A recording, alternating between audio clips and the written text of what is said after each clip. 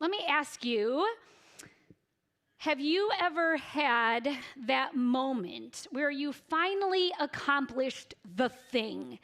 That you have been working towards something and you finally have arrived. You landed the job. You got the degree. You finished the marathon. You wrote the book. When you have those moments, what do you do right after those moments? Our oldest son, Aiden, graduated last December, our last one through to get his degree. He did the gap years, he did missions, there was COVID thrown in there, then there was community college, and finally, after many years of chiseling away, the kid finally got the degree, and he decided that he wasn't going to go through the traditional ceremony at the last minute, decided he wasn't going to do that. And so we were like, well, we need to celebrate. You accomplished this thing. You've done it. And so we had him over, and we made all his favorite food, and we had a spontaneous ceremony in our kitchen. I think I have a picture. We just instantly decided we're going to put the chairs in rows. I found a robe out of a closet, and someone made him a hat last minute, and my dad, gave him a piece of paper. He went through he did a little speech, right? So he had his moment. This is it. We celebrate. You did it. You did it. Well, Palm Sunday is Jesus's moment, isn't it? It is his moment. We know the story. He rides into Jerusalem, and he's there amid shouts of praise and Hosanna, which means save us now. They're looking to Jesus, and they are proclaiming, the crowds are proclaiming, you're the one that we've been waiting for, the promised son of David, the king that will make everything right for us finally, that will restore. They were recognizing him. All their hope was in him. They were like, we see you, Jesus. We know who you are. We want you to be our king. And so Jesus has this moment. And what does he do next? Again, we would expect you follow up that a big moment with a celebration. Gather the guys together, get the room at Maggiano's, right? Come on, Jesus, what do you do with all this favor, the love, the approval? The people want you. They're for you. What do you do with all that? Do you get your team and you start building momentum? Ride that wave, right? What do you do? Well, here's what Jesus does next. This is what it says in Mark 11. This is right after the triumphal entry into Jerusalem. And this is what we read. On reaching Jerusalem, Jesus entered the temple courts and began driving out those who were buying and selling there. He overturned the tables of the money changers and the benches of those selling doves, and would not allow anyone to carry merchandise through the temple courts. Okay, hold on. This is not what we expect in this moment, right? This is how we know the Bible is true, because things like this happen, right? Jesus didn't go right to the palace. He didn't say, I'm taking all these people, they know that I'm king and I'm fulfilling prophecy, I'm going right to the palace. He didn't go to the mansion where royalty would go. He didn't go to the Senate, the place of political prominence in the day. He didn't head straight for Rome to make himself known, I'm here to upset all that you've been doing wrong. No, he didn't. He went straight from the crowds, recognizing him as king, honoring him as king, to the temple. And it is a choice, and he is making a point in this moment. Jesus is revealing what matters most. We have to catch this. He's revealing what matters most. He's telling Israel, listen, your problem isn't Rome. It is not a political problem on hand. It is a spiritual problem that must be dealt with. He's making this really strong point. He's got a few days left. He's got a few days left on earth with people. And as he goes, what he's thinking about is priorities must be set in place. They need to know, the people need to know that priorities are in order, and he heads straight for the temple. Now, the temple in Jesus' day was kind of the center of activity. It was in the heart of Jerusalem, and it was kind of the heartbeat of the city in this day. And we know that the temple, I think I have an image here, it was made up of 3 parts, okay? And you can see, I know it's hard to read the reading, but the outer part outside, that was called the court of the Gentiles. And in the court of the Gentiles, anyone could come. You could be Jews, non-Jews, Gentiles, men, women, poor, broken, lame, blind. Anybody was welcome to come to the court of the Gentiles. And then the next court in was the holy place. Now, this was the place that only Jewish men were invited in to worship, into that holy place. And then the innermost place, do you remember what that was called? The Holy of Holies, exactly. In that place, that is where the ark was with God's presence. And the only person permitted in was the high priest, and they were only allowed to go into God's presence once a year, on a special day once a year. So here's the temple. Here's what Jesus is walking into. And when Jesus marches into the temple in this story, it's Passover. Now, Passover was the time of year where pilgrims from all over Israel would come. They'd come from all over the country to Jerusalem to worship. And God had commanded through Moses how to celebrate the Passover year after year. And they would come, and it was a remembrance from what God did in Egypt, how he took them out of slavery into the promised land. And they were commanded every year to celebrate this time of year, every year, come and sacrifice at the temple. So they would come from everywhere to the temple in this day. And as the pilgrims came, they needed two things. They needed an animal for sacrifice, and they needed currency to pay the temple tax. And so because they're coming from long distances, no one's going to bring their animal sacrifice with them on their pilgrimage. And so when they would come to the temple to worship God every year, they'd come. They realized that the religious leaders realized, okay, these people have needs. And so we're going to meet these needs. And so they started out and they let people set up booths out in that outer court, tables, where they would sell animals that pilgrims could buy to sacrifice to the Lord, to worship God. And they would have people there that would help exchange their money. But what happened as a legit need, over time, it became something that people realized, there is $1 to be made here, right? We have a captive audience. It's kind of like when you go to the Cubs game and you pay $15 for a 50-cent. You know that bottle of water costs them 50 cents, right? And you pay. It's because you're captive. You're thirsty. You need that water. Well, the same thing is happening here. And we know when there's $1 to be made, that attracts more and more and more people to set up shop right there in the outer courts. And so Jesus walks into the temple from the triumphal entry into this temple that's just bursting and is bustling with pilgrims to celebrate and worship God, but also to rows and rows, cages stacked, people behind tables trying to make money off these pilgrims. And often the people that were there, they were poor and they were being taken advantage of. They were there and they had no choice and they were being taken advantage of. And so Jesus walks into the temple, and you would imagine the sound that he hears as he walks in that day. It's not the sound of prayer.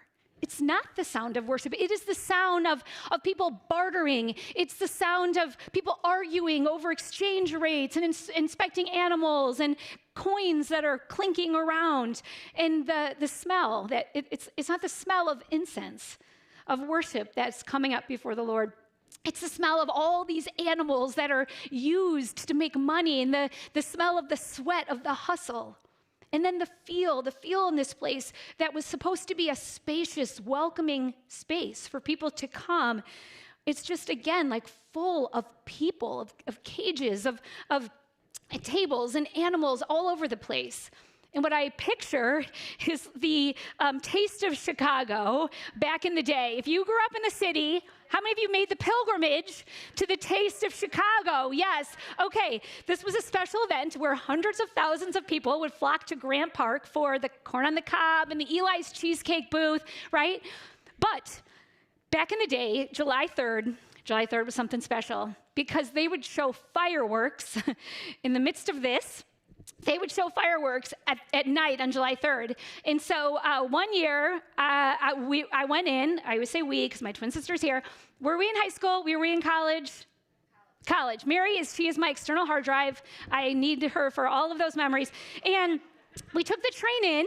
And I remember getting off and getting closer and closer to the barbecue.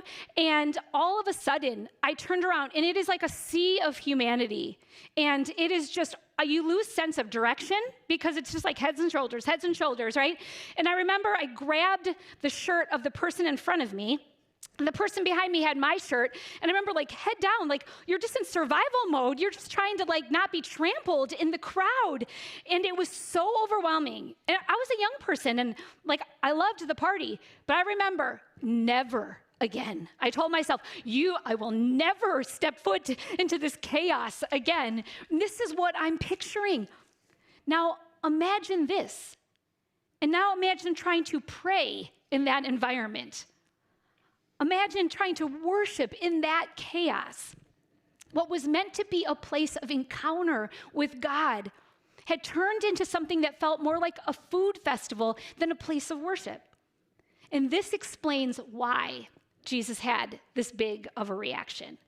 Jesus in this moment, this is not an angry or like emotional outburst where Jesus is just unhinged in the moment, right? Like he has the pressure of like these disciples and they still don't get it. And I'm facing the cross and time is short and I'm freaking out, right? This isn't what's happening. It's not like Steve Martin in Father of the Bride, right? You know where I'm going. The grocery store moment with the assistant manager. Right? He goes to cool off because he's trying to plan this daughter's wedding and there's so much pressure. And he goes to the grocery store and he realizes that the hot dogs are sold in packages of 8, but the buns are sold in packages of 12. And George Banks says no, right? I think that was his name anyways. And he just comes undone in the grocery store aisle, lands in jail. This is not what's happening. No. Jesus is not losing control in this moment. Remember, he's revealing what matters most.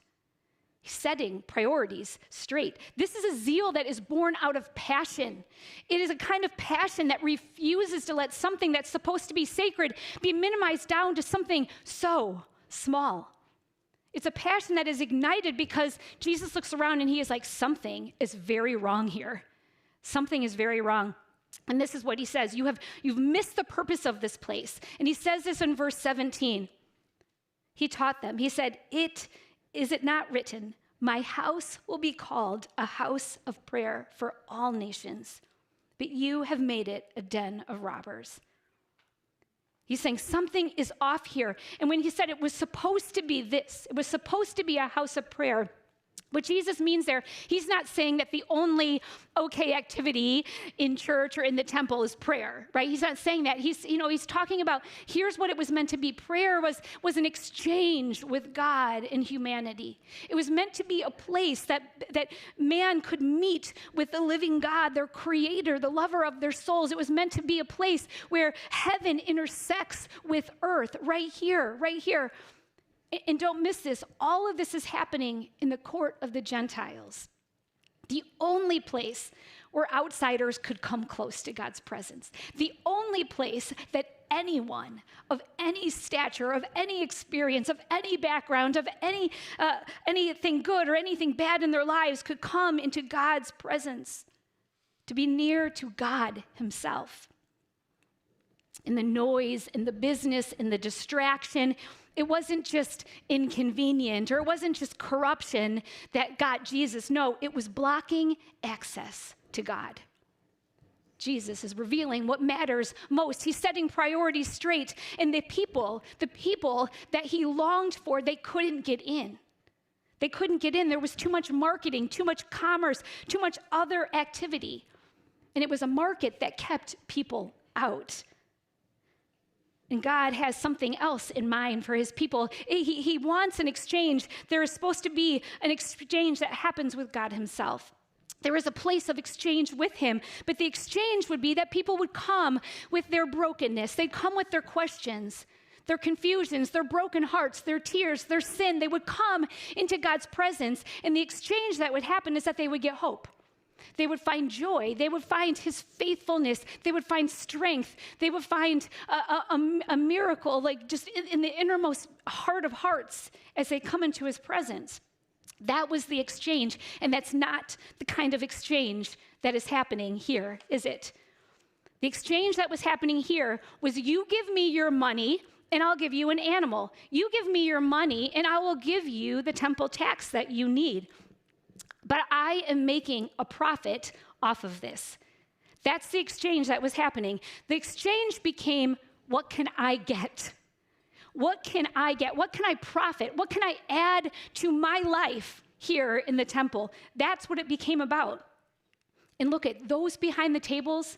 Guys, those behind the tables, what was their priority? Self-gain, money, self-gain, me, my own benefit, my own wealth. So here is the first challenging question I want us to ask. This is where we turn and we start making this story personal. When and where are we those behind the tables? When and where are we those behind the tables? Is it possible that we sometimes approach God's presence with a self-gain, self-serving motive? Now, as a preacher, I want to do the best I can. I really want to grow in my preaching, and so I will often listen to a teaching or like a seminar, how to be a better preacher in 3 simple steps, right? And as I listen to these, a common theme around them is to ask a question as you're preparing your sermon.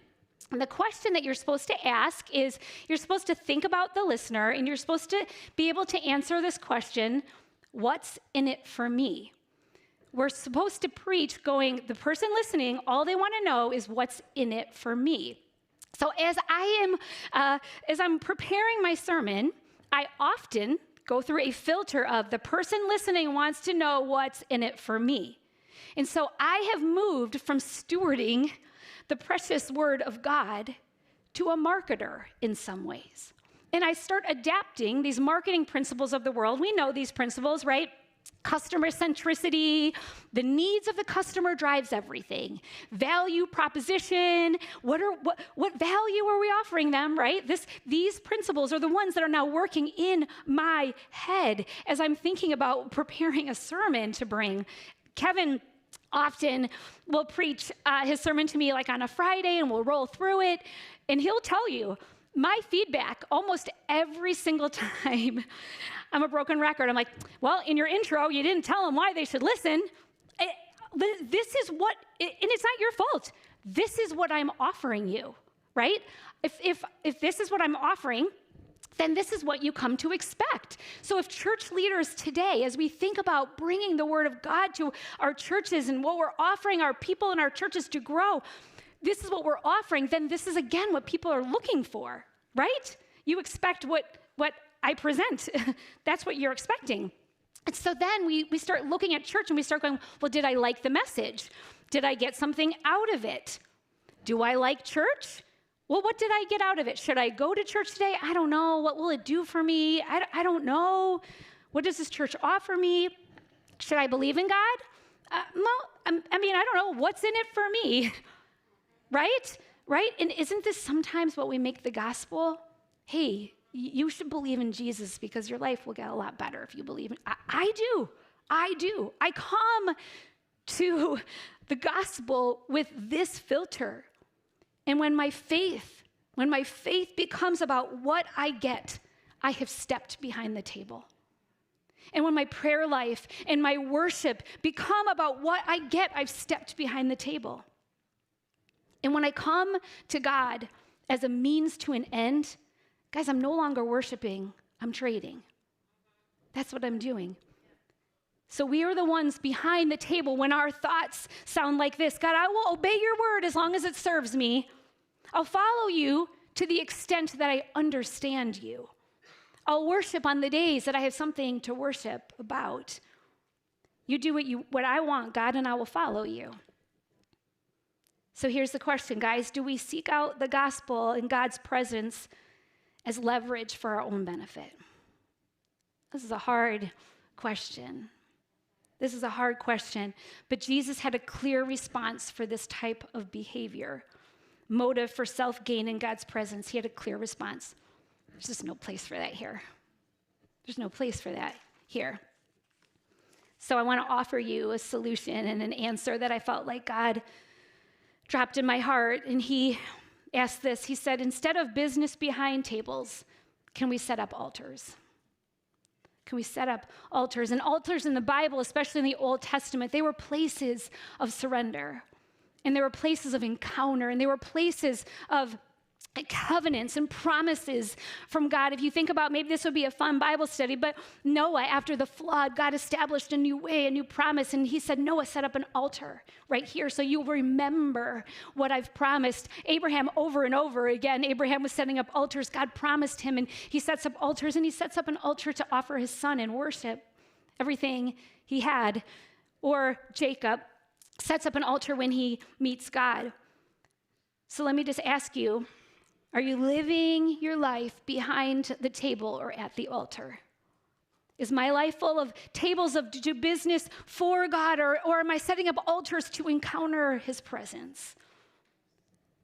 So let me give you a little strategy. If we're going to start building a life to live lined up with God's priorities, to live at the altar out from behind the table, I want us to start to learn and practice and think about, I'm coming into God's presence to be present to who he is alone. To be present. And Nathan even said it this morning, we just worship God. Why? Because you're worthy of our worship without you doing anything for me, without you proving yourself, doing tricks, jumping through hoops. You are worthy of my presence, of my worship. It's all yours, right?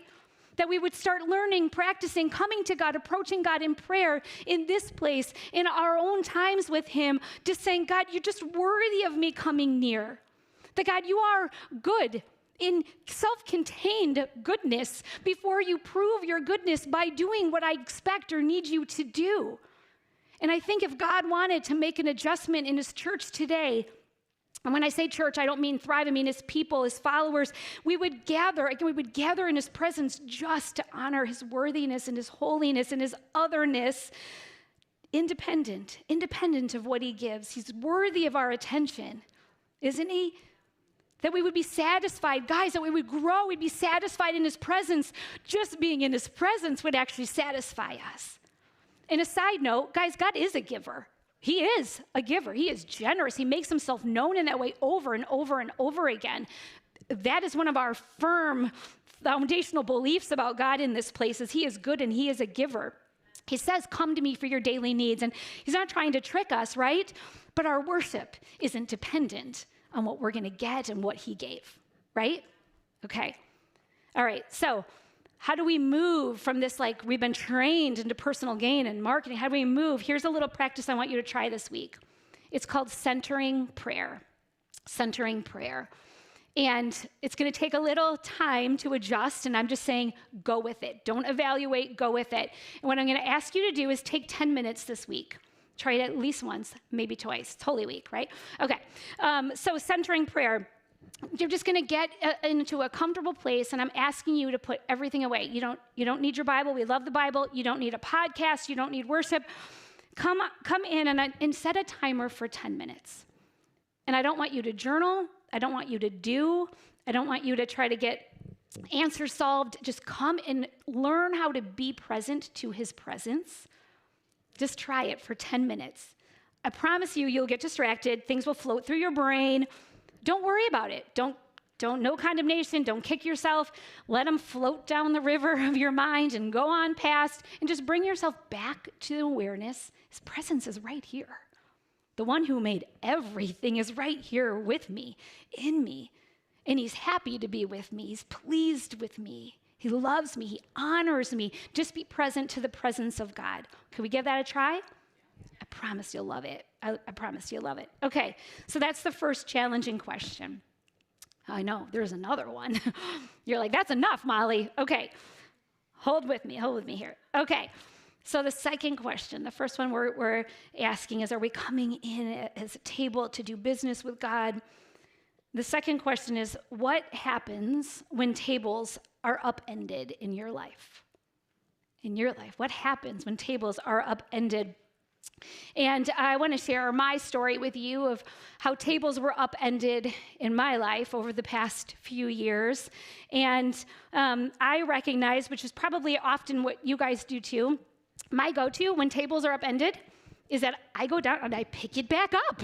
Let's get this thing back up and going again, right?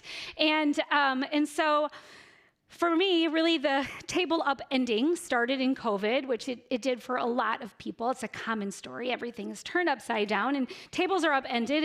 And what I did is what a lot of us did is I went and again, I picked up the table. Let's get the ship going again, right? And so as a church, almost every church experienced this, but we got hit really hard in COVID and we lost about half of our church.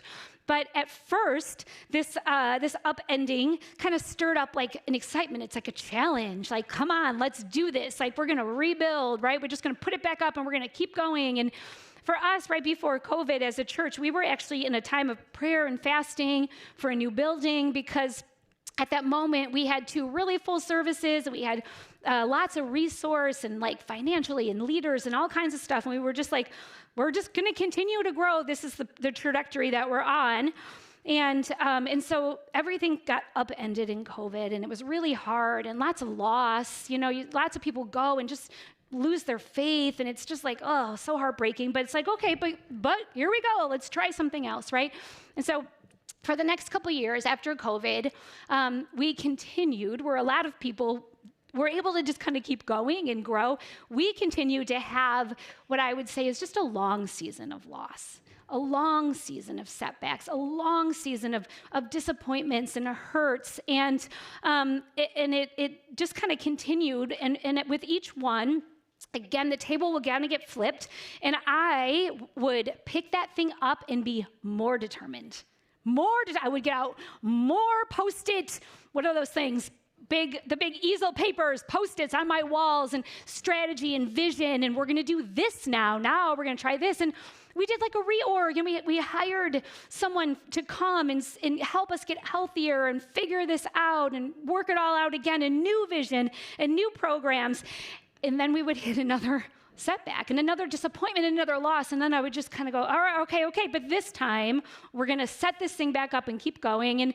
And so in 2024, we tried a new thing. I'm going to be the Chief Growth Officer because we're going to get this thing going again and we're going to rebuild and we're going to get back, right? And so we set up like all these initiatives for the year, all these things that we were going to do so we would grow and we would get back at it. And we had a marketing team and we were trying hard. I was trying really, really hard. In mid-2024, I went through a long season of illness. And a lot of you prayed for me and walked with me through that. But again, the table was just upended and it crashed. And this illness lasted, it was at least 3 months on the couch. And at this point, I realized I cannot pick up the table again. I can't pick up the table again. And the table, it is crashed and it is on the floor. And I just realized everything is upended. Everything is upended. And that's the point where I open my hands and surrender. In 2025, for me, was a year of surrender. And I've got to tell you, it felt really scary because I liked my place behind the table. Like I was comfortable behind the table. I was comfortable fixing. I was comfortable trying again, working harder, trying something new. It felt really safe to be behind the table. And so in 2025, when that emptiness and the upending of everything, when I was just like, God, I just can't anymore. I can't do vision, and I can't do strategy, and I can't fix it. In that moment, I was able to identify some core beliefs. And I was able to identify that really for me, what I believed is if I worked hard, I could achieve. That hard work meant achievement, it meant success. And I looked back at this, that really from the beginning, what I was hoping for was achievement. That I had a false need that to be worthy, to be valued, you have to do something. You have to have success to point to, right? And as I looked back over the years, I realized even planting the church, when we planted the church, I came into this, and what I recognized that I wanted is I wanted a unicorn, not a donkey. I did. You know, Jesus rode in on the donkey, right? But Jesus, you deserve a unicorn. And I wanted a unicorn in my life. I didn't want ordinary. I didn't want boring. I didn't want normal. I didn't want average. I wanted something really special. I wanted something amazing. I wanted something that would give me a sense of achievement, that would fill that thing in my heart that I had always wanted. I wanted a church that was like success story, right? And I had set up a table of exchange with God, doing ministry in hope to get something back, to get back from God, to get back from people and my own sense of achievement. And what happened over time is that then ministry actually became a place of dread and anxiety for me because I need people, right? I need people, and I need you to stay, and I need you to be okay, and I need you to like me. And if someone would leave, I wasn't worried about their spiritual well-being. No, I was worried that now I will not achieve, right? That what it means is personal. It's personal. And so what happened for me is that as Jesus upended things, what I realized is what he was really doing was giving me an opportunity to get things right. That he would restore, that he would give me an opportunity to rest in him alone. That he was flipping the false facades and the cheap substitutes that I had built in my life so that I would learn that he was my all in all. That he was enough, that he was everything. Like, you don't know that Jesus is everything until the other everythings are gone. And then you go, oh, now you spread out in this space that is for you. You spread out here and you're faithful here. And this actually is goodness. So here's what I want you to know. When you look out over your lives and you're like, things are upended. The job ended. The person moved. The relationship's over. This didn't work. Listen, when things are upended in your life, I promise you that Jesus is not doing it to make a mess. He's doing it to restore. He's doing it to restore the thing he always wanted, which is all of you and all of him, right? He's doing it to redeem, to bring you back. Oh no, this is the love that satisfies. This is what it feels like to know my value before the King. This is what it feels like to know the honor of God is better than the praise of anyone, but only in the emptiness and only in the upending. But he restores. Those tables are flipped so he can restore. I promise you that he will make all things right in the end. He will always restore where tables have been upended. He always makes it right. He always sets things right, because all he's ever wanted, guys, is when he can get pry our fingers off our broken desires, is that then we find, oh, you were the desire that I always had. What I always wanted was more of you. Yeah, everything we need is found in him. Guys, what he's really doing in our lives and in the church and in our hearts is he is cleansing things that just turn us away from him. He's removing the obstacles. He's getting things out of the way so we can have a deeper connection with him. He's restoring Eden, isn't he? The place that he made, that he designed on this earth, that he could have humanity, that we would live in perfect relationship with him before his heart, fully alive, fully awake, no barriers to his friendship, no barriers to his presence. That's what he's doing. That's what he's doing. And that's what we see in the story, guys, as we step into Passion Week. I pray that we go with the story just like alive in our hearts. And remember that Jesus, we're celebrating what he's done because we're recognizing, oh, you restored connection. That's what you were doing all along, is restoring connection. That when he walked into the temple and he overturned the tables, he was revealing what matters most to God. He was setting those priorities right before our eyes, of people close to him. And so I'm inviting this week to come out from behind the tables, to make a new altar in his presence. God, you are my everything. You are everything I long for, and only in you will I find that satisfaction that my heart longs for.